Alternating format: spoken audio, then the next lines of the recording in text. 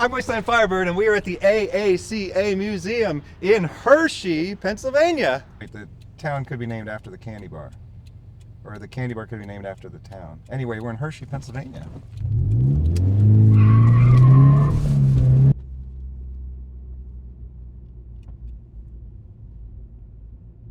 We're on our way to the AACA Museum. I don't remember what that stands for. I remembered because Matt Skelly just told me 5 seconds ago, and I tried to remember for those 5 seconds, and I think I did it. It's the Antique Automobile Club of America, the AACA Museum, because there is a very special exhibit in this museum. It's the Tucker collection. Tucker was a car manufacturer in the 40s, but they only got to make something like 50 cars. And what we're driving in today is a 2015 Scion FRS in Yuzu yellow. We drove this car all the way from Alaska. It was a exciting journey through the Canadian Rockies. There was quite a bit of snow, and there are these things called frost heaves, where the road kind of presses against itself and makes a little jump ramp. And when you hear your wheels spin up as you're driving, if you have a rear-wheel drive car, that means you have all four wheels off the ground. Chevy SSR. Normally, in the United States, if you get a weird idea for a car and your bosses actually let you build it, that means you work for Chrysler. We have the Plymouth Prowler, and we have the PT Cruiser, and we have the Dodge Viper. But Chevy made one weird car.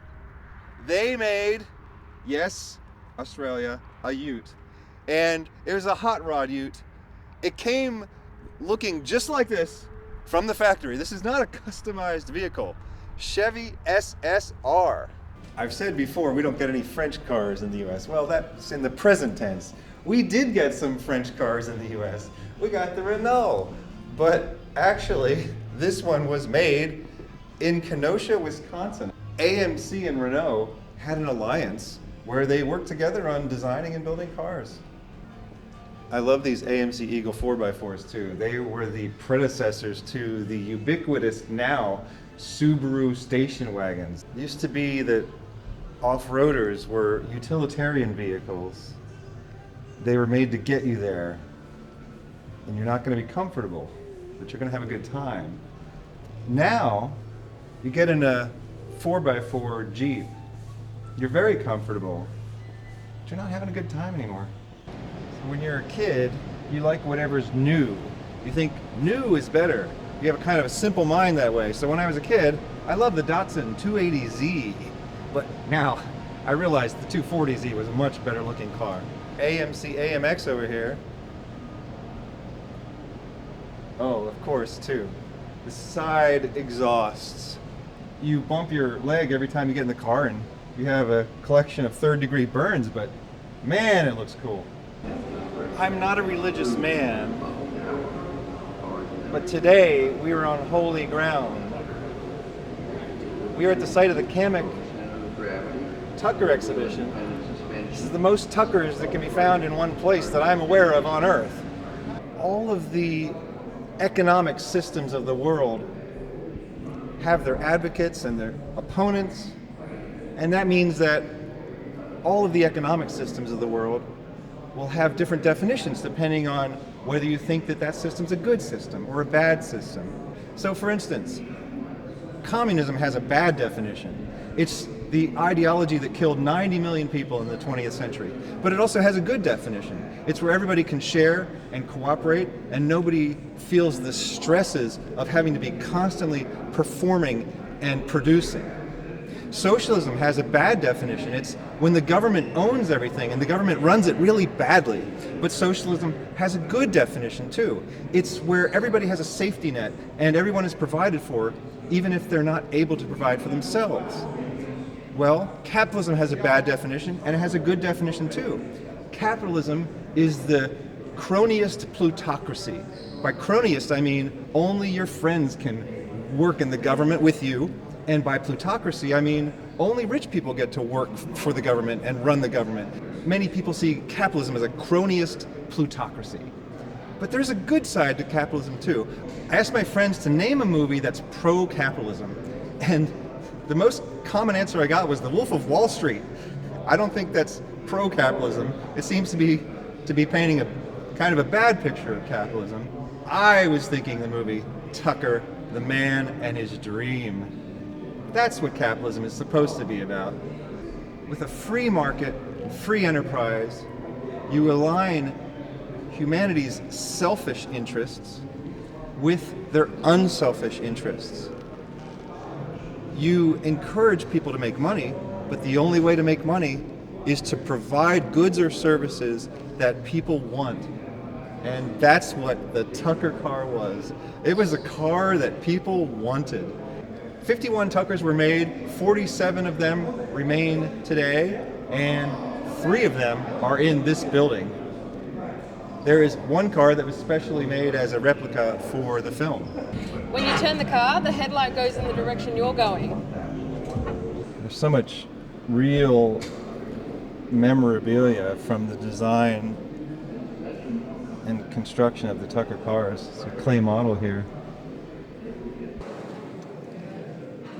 Entrepreneurship in the United States has been declining in recent years, except among immigrants. You know what that means? That means that the American dream has died in the minds of Americans, but not in the minds of the rest of the world.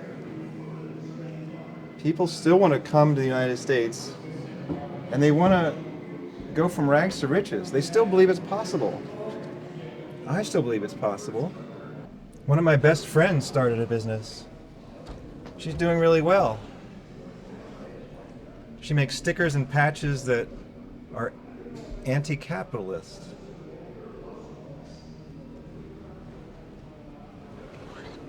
He did.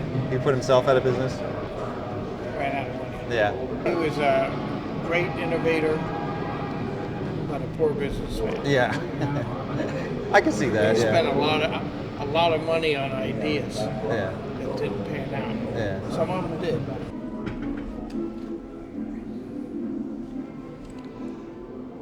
One of the museum volunteers told me that the movie was wrong. It wasn't the big 3 that put Tucker out of business. It was money. He just ran out of it. He was a dreamer. He wasn't a businessman. But today we have business people that don't know how to dream.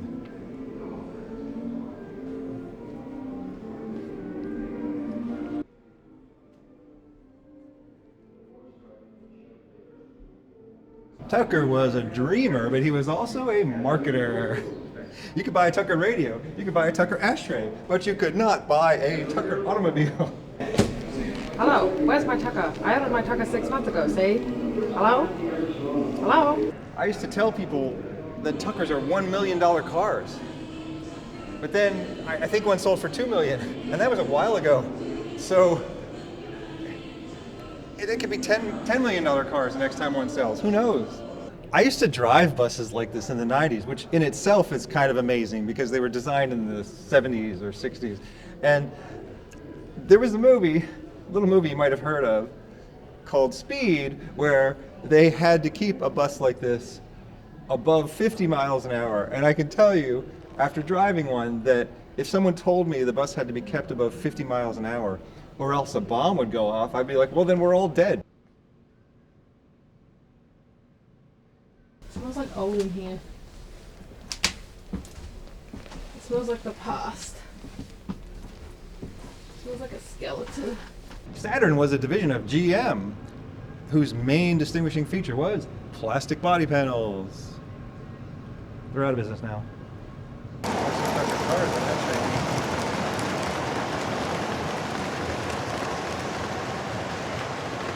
Transportation used to be seen as a miracle. It was worthy of honoring by creating a vast display and replicating the act of moving humans and goods from one place to another.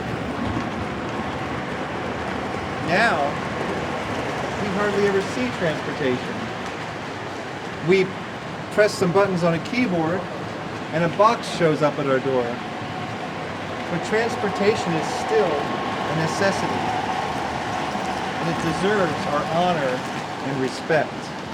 When I was a kid, I used to hate going to the museum, but then when I was an adult, I realized there are things called car museums, and I highly recommend them. Go to a car museum near you today, or even better, go to the furthest car museum from where you live that you can possibly go to.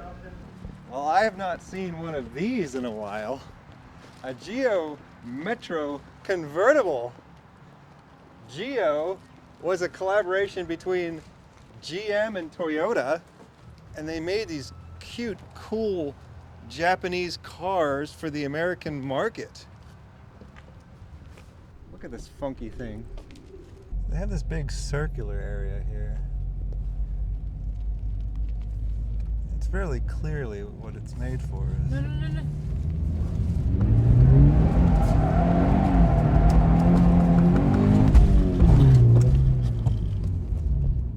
So that was the AACA Museum in Hershey, Pennsylvania, which includes the Kamak Tucker collection. I'm Wasteland Firebird. Thanks for inviting me into your home or onto your portable device. Have a good night. Okay, I may have spotted an Oscar Mayer Wienermobile ahead of us, okay? We have to see if we can catch it. I think we found it. This is a very special moment, ladies and gentlemen. Yes, ladies and gentlemen, we've caught an elusive Oscar Mayer Wienermobile. Look at that beauty. Look at the form and grace.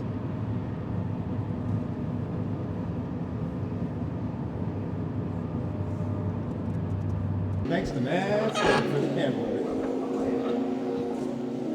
Beep, beep.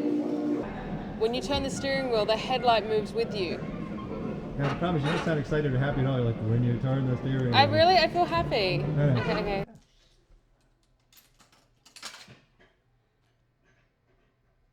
When I get sleepy, I get into my Sandman panel van, and then I get sleepy and I go to sleep, and I sleep so well.